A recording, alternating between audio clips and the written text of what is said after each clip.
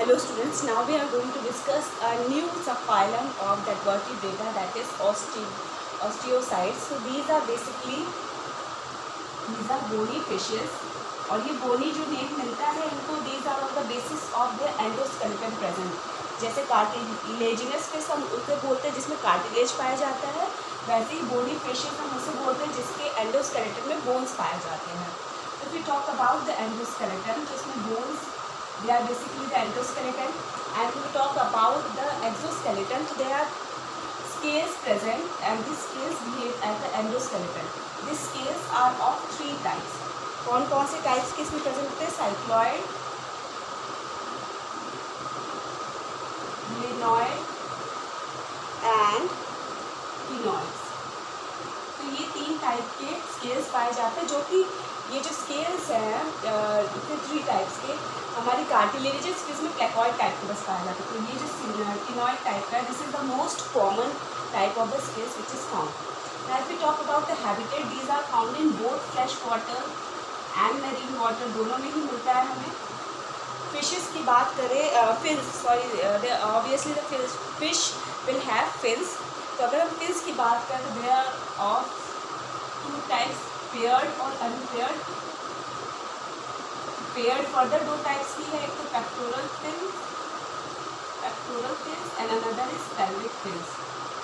And if we talk about unpaired, there are three types: dorsal, ventral, and caudal. And this caudal fin is homocercal.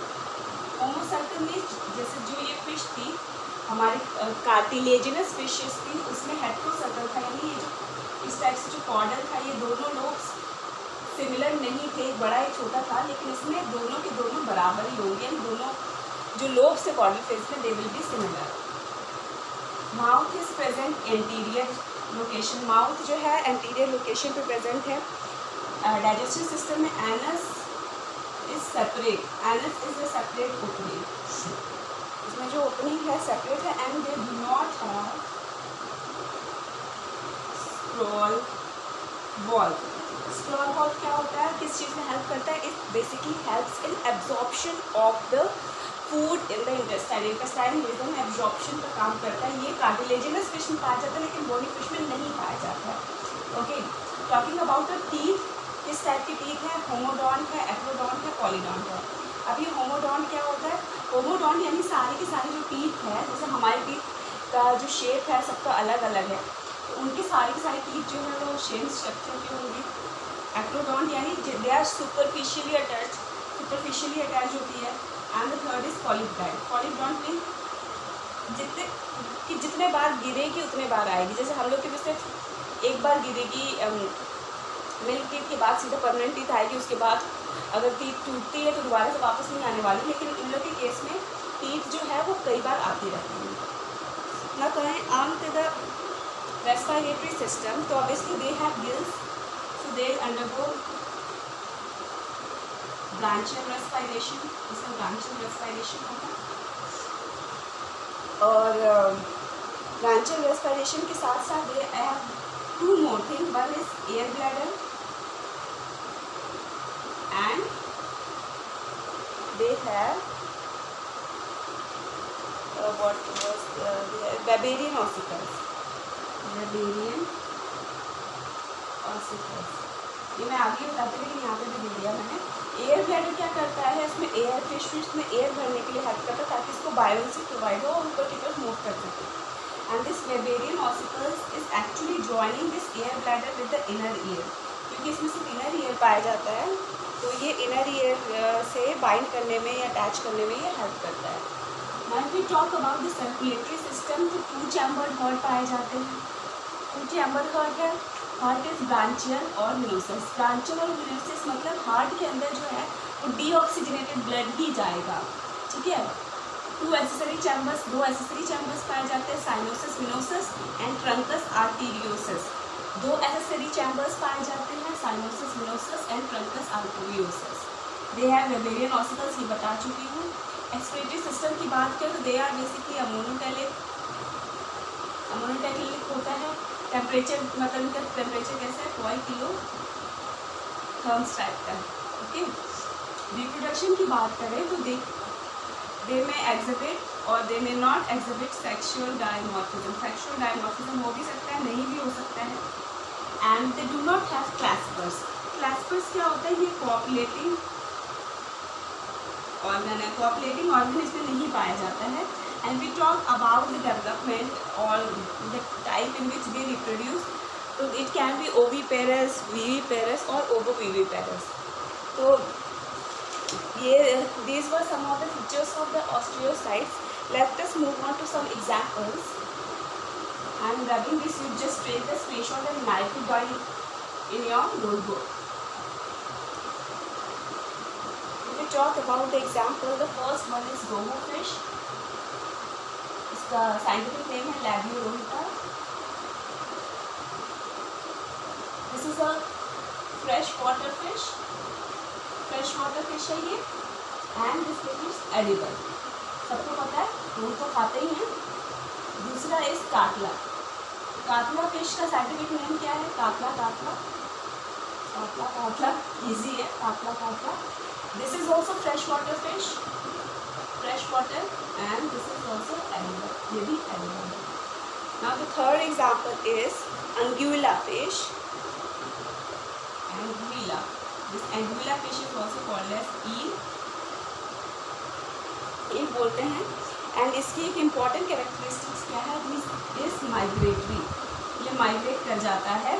And this migration is from fresh water to sea water, fresh water से sea water तक migrate करता है। And this migration is called as catadromous. इसी migration, fresh water से sea water तक की migration को हम बोलते हैं catadromous. Okay, fourth one is hilsa. Hilsa भी माइग्रेटरी है, but it migrates from sea water to fresh water, sea water से फ्रेश वाटर तक ये माइग्रेट करता है। Now next example is Sarki.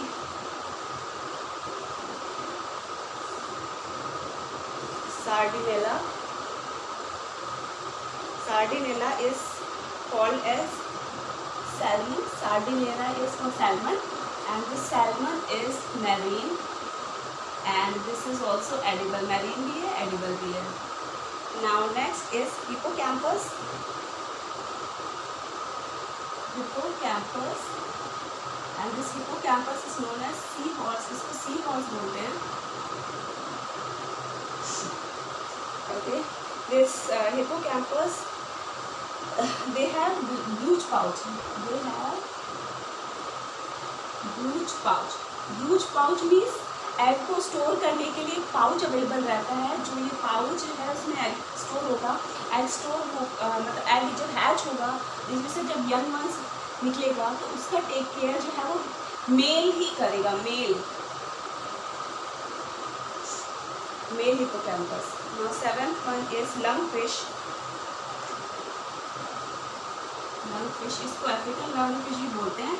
And it act as a conducting link between bony fish and amphibians. Bony fish and amphibians की तरह ये connecting link behave करता है। क्यों? क्योंकि दे आर हैविंग फिश। और एम्फीबियन की क्या कैरेक्टरिस्टिक है? इट इज हैविंग 3 चैम्बर हब। Okay, now we will see. अभी तक हमने कार्टिलेजेस अलग देखा था, ऑस्टियोसाइट्स अलग देखा था, नहीं बोनी फिश अलग देखा था। Now we will see the difference between the bony fish and the cartilaginous fish.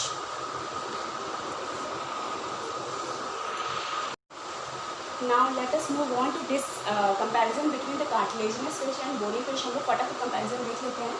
So if we talk about the habitat, तो cartilaginous fish जो होती है वो marine fish होती है। हालांकि bony fish they can be both, it can be marine also, it can be fresh water also.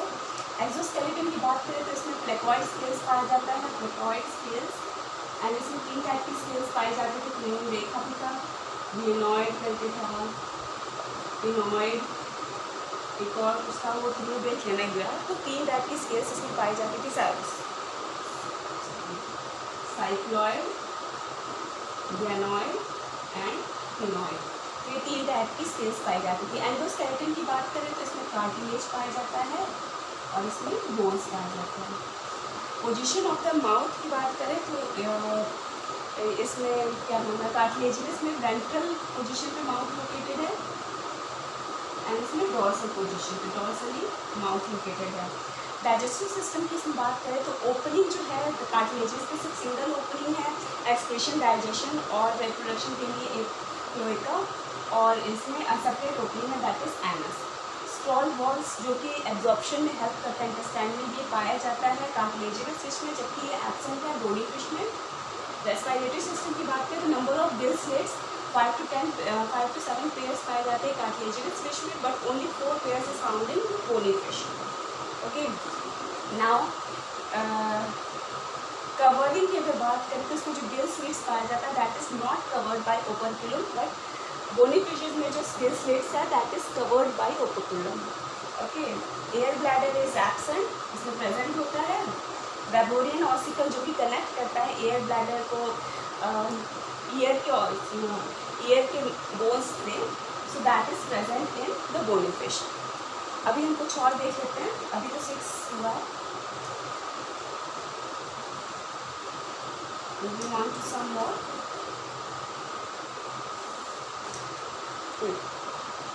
Excretory substance की बात करें तो cartilaginous fish is ureotelic and bony fish is ammonotelic, ये अमोनियाक्स की काम करता है। और सेरिब्रम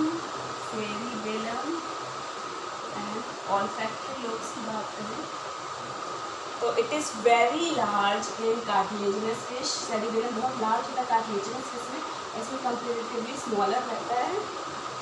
और कॉर्डल फिन्स इसमें हेट्रोसर्कम है, यानी कि इस टाइप से जो फिन्स आती है बड़ी हो सकती है, छोटी हो सकती है, but in bony fish it is homocercal and it is somewhat like, मतलब एक दूसरे से बराबर ही होता है। Now if we talk about last point that is dorsal fins, तो इसमें दो डॉर्सल फिन्स पाई जाती है, one is larger and another is smaller, इसमें एक पेयर की पाई जाती है। तो जो फर्स्ट डॉर्सल फिन है दैट इज़ वेरी लार्ज।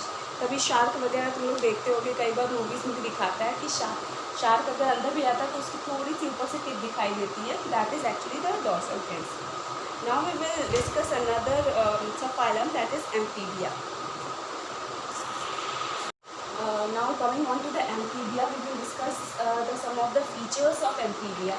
यहाँ पे एम्फी का मतलब क्या होता है, दोनों चीज़, दोनों मतलब it can live in land also, it can live in water also, but one of the characteristics of amphibia is it can live in both land also and water also, but it depends on water for its reproduction के लिए ये water पे depend करता है। So coming on to the general features of amphibia, तो digestive system की बात करें तो दे आर बेसिकली कार्निवोर्स होते हैं। डेंटेशन की बात करें तो it is acrodont, homodont and पॉलीडॉन।